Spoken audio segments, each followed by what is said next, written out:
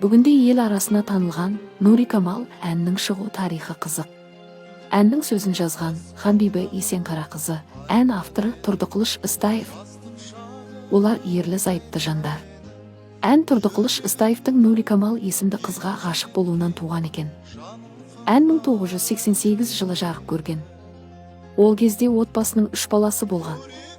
Есенқарақызының айтуынша, ол бір күні жарының пианино жанында отырғанын көреді. Ол кезде өнерпаз жарының Нури Камал есімді бойжеткенге ғашық болып қалғанын білген. Сол сәтте жарының атынан Нури Камалға өлең жазып, айтқым келгені осы ма еді деп, өлеңді күйеуіне әкеліп берген екен.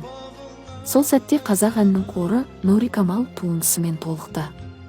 Ханбибі Есенқарақызы басында жары Нури Камалға ғашық екенін білгенде, менен қай жері артық деп ойлағанын жасырмайды. Нури Камал өмірде бар лауазымды қызметтегі сұлу бойжеткен. Әуелі ол қандай адам, менен артық па деп ойладым. Әйелдің барлығында дерлік эгоистік сезім болады. Бірақ көбі жағдайдың байыбына бара бермейді дейді Ханбибі Есенқарақызы. Бірақ ақын кейін әнге арқау болған Нури Камалды көріп, жарының талғамына риза болған екен. Ол бойжеткенге ғашық болмау мүмкін емес еді.